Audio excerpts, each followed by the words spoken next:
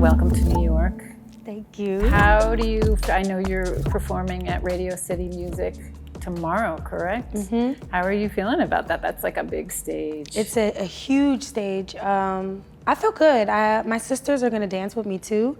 So like not to help me feel the stage. I don't need I can hold my own, but it always is like really good to have, like my DJ and my dancers there to like just help me, help uplift the show, You have 7 sisters or 8 sisters? I have 7 sisters, 1 brother, and then I'm the. How many sisters are dancing with you tomorrow? 2. Okay. 2. Very They nice. dance with me at pretty much every show I can get them to. Mm-hmm. Oh, that's amazing. Mm-hmm. Okay, so congratulations on the album. It's amazing. Thank you. It's such a vibe.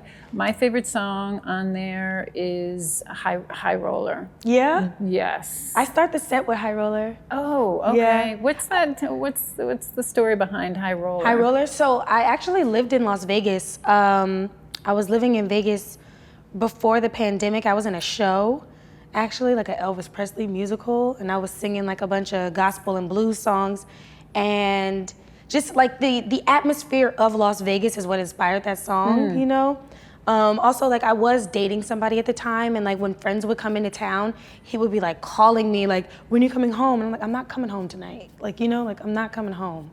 So that really was like the inspiration behind the song. Okay. Kind of lived it.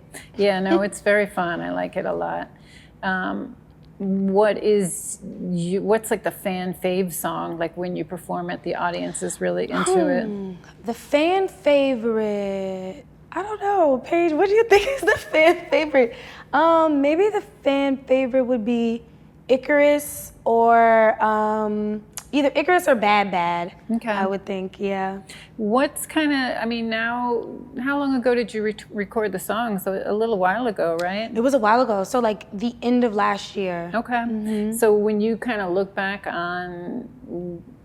when you look at the album now, what do you feel like the message was now that you've had some time to sort of sort through it and think about it? Yeah, I find that like when I'm creating things, even though I have an idea in my head of like what I want the album to be about, it kind of always takes its own shape. So I wanted to create like a sonic ecosystem of me going through this healing process, because it's something that I struggle with. I never really allow myself time to heal. Mm-hmm. So I wanted the project to be that. I wanted it to be a reflection of my healing process. But what I found is that like, it's not even, because I thought it was like, oh, at the end, it's gonna be like this big resolved and I'm all fixed and everything is perfect. But life don't work like that either. No. So I found that like looking back on it now, the whole project, I'm pretty much just telling myself to like be patient with myself, and be patient with that process. And that it's not something that ever is gonna have a definitive end date.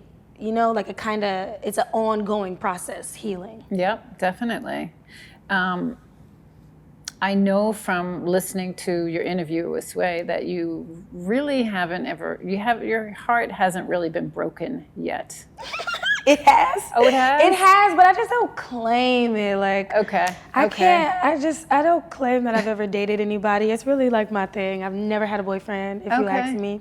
My heart has definitely been broken, and I have dated people, but I'm just like, I don't know, it's just not significant enough for me to like claim any of these relationships. All right, so do you feel like, what do you think it would take? Is this I don't know. I think also because I have never been in a relationship where we're on the same page. Mm-hmm. So I'm like, if I like you or I'm into you more than you're into me, that is what's gonna end the relationship for me. And then when like the other person like starts to catch up, like, oh no, and I'm like, I'm already done with it. So it's like we never really got to date. Right. You know what I mean? Like we were together, but I guess too, you have that challenge that all female artists have, where you're performing, and that takes a special personality too. Has that gotten in the way at all?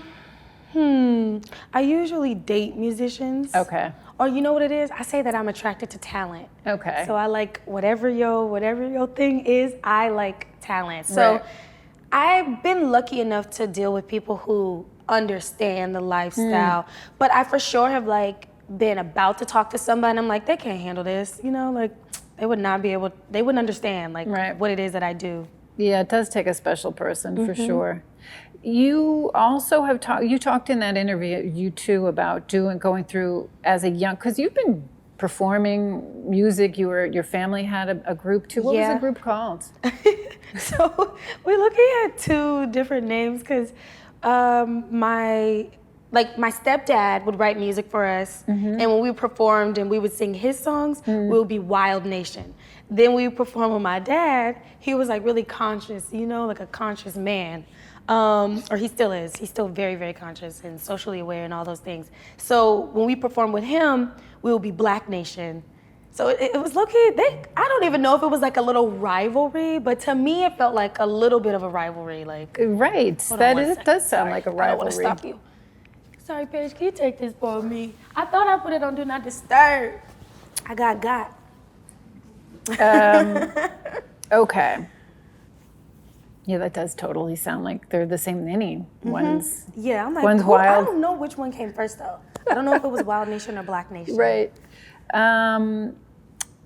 Okay, so you did an artist development, and that's what you mentioned on Sway, this artist development, and you mentioned that it involved emotional literacy. What is that about? Yeah, so when I was 6, somebody introduced me and my family, because we were in a band, they introduced us to this lady named Layla Steinberg, who runs a nonprofit organization called Aim for the Heart. And in Aim for the Heart, it is an artist development workshop, but it also, like, the main focus is emotional literacy. So, like, I'm a certified facilitator with her program. Like, she has a whole curriculum, and basically we do heart work through art. You know, so like we learn about our emotions and we process them and all these things through whatever your medium of art is, whether it's acting, poetry, singing, dancing. So like the way that the class was run is like she would pick a topic, like, oh, this week the topic is I don't know, energy. Like it could be something as vague as that, just energy. Everybody in the class goes home and like they write a piece on energy, or construct whatever their medium of art is around energy, and you come back and you present your work to the class, and then like we work through it, we workshop it. So that sounds amazing. Yeah. Has that sort of informed how you write music too? Absolutely. Like it absolutely informed the way that I write, the way that I also the way that I like choose collaborators too, because I'm very particular with the people that I collaborate with. I learned how to write in that class, because you have a different topic every week. It was forcing me to kind of like get out of my head and just like be free and like, let the words come to me rather than like searching and being super, super over analytical about the way that I was writing. It's something that I kind of want to get back to now. Like since I'm in this new arena of making music, and I have a lot more people, wanting to collaborate with me and like just at my disposal now, I sometimes like find myself still like overanalyzing. So I kind of need to go back to my training. When you write, are you actually writing in a notebook? Sometimes. Okay. Sometimes I write in a notebook. Most times when I'm writing though, I like driving while I write, so I'll like have my voice memo going and I just like record a freestyle. I don't really like writing in the studio at all. Like I can't lie.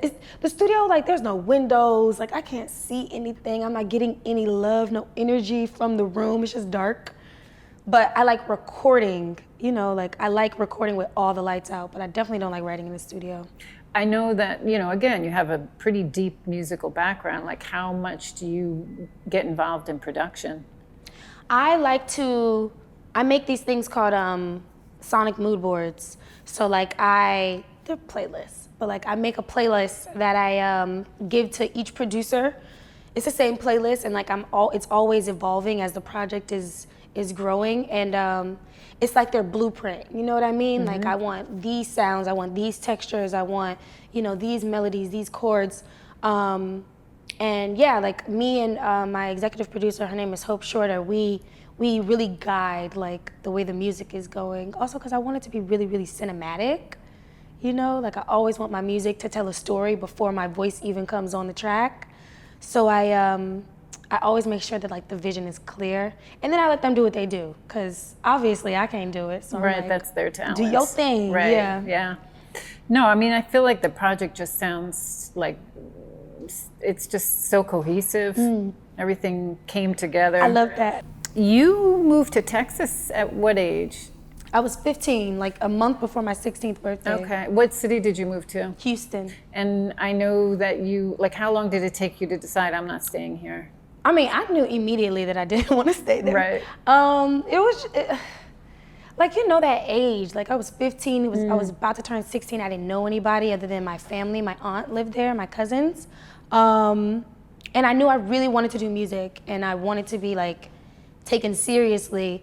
And so I would say I told my mom that I wanted to move back probably 3 months into us being there.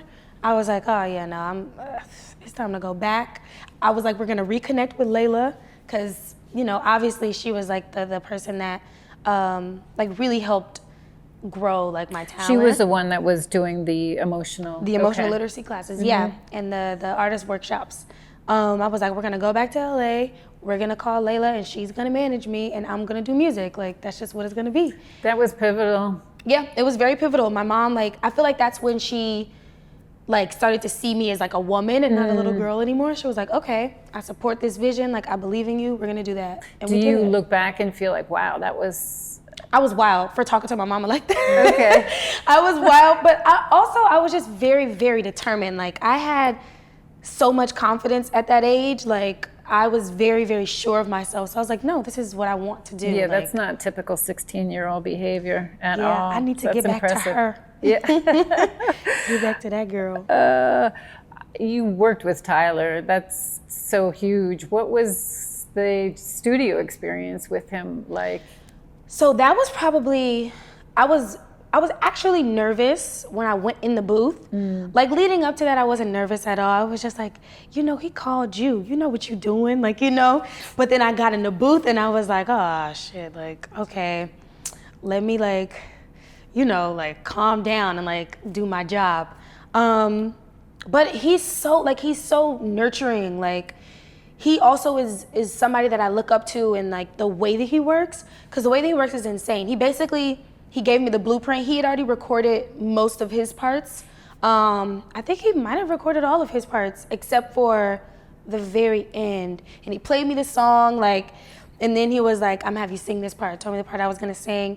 And then he was like, now go in the booth and just go crazy. Like, do what you do, which is why I talk to producers the way that I do now. Like, here's the blueprint. Now y'all go in there and do what you do. That came from Tyler. Because he was like, here's the blueprint, here are the lyrics, the melody. Now go in there. He like let me do all these different background things and stuff like that. And then I was on the booth for a minute and I didn't know if he was liking it or not, because like he wasn't saying anything. And then he was like, everything that you're doing is amazing. You're going crazy. Like, you could keep going if you want to, but you know, like, we have a lot to work with. And then I came out and he just like comped all the vocals right then and there. Like, it was so like reassuring to have somebody that, you know, like, you look up to and that is like a real like LA icon, you know, like the LA icon, like really like what you're doing so much so that they want you to be a part of what they're doing. Yeah. How many hours, like, what was the whole amount of time beginning to end? I went there, I would say, because we changed it a couple times. I think I went there 2 or 3 times, and each time for maybe like we would hang out, but I probably was working maybe like 2 hours, you know, each time. But yeah, we changed it, and then like he wrote the part for the ending, the outro. He wrote that at our last session. Like, he just went in the booth while I was just like hanging out, and then he just like wrote it and was like, all right, I got something else for you to sing. So yeah, it wasn't hard at all. It sounds very focused. Extremely. He told me also though that like he approaches every project and everything that he does like a sniper. And so he's like, I have this, you know, like this goal, and everything that I do is like to get to that goal. Focused on that goal.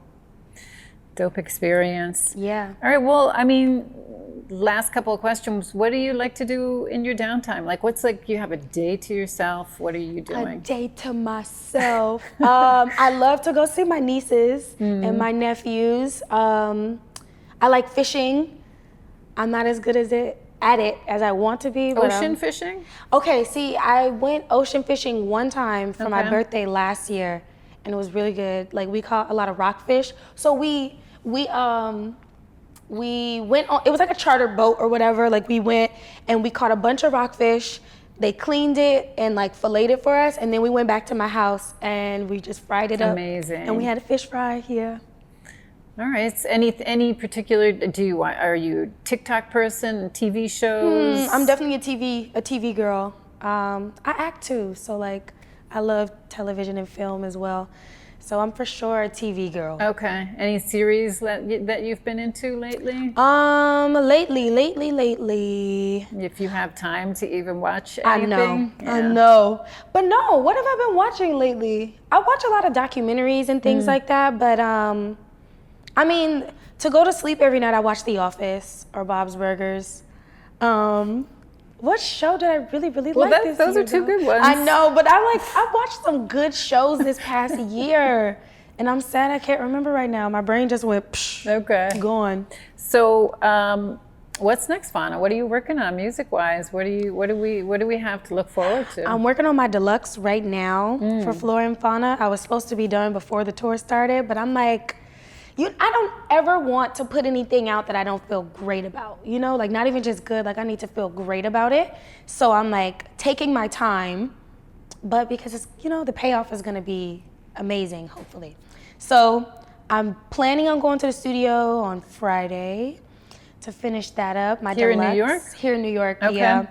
Not Friday, what am I talking about? Paige, what day we leaving? Monday, so Sunday, the 22nd, because we don't have a show on the 22nd. Yeah, so I plan on going to the studio.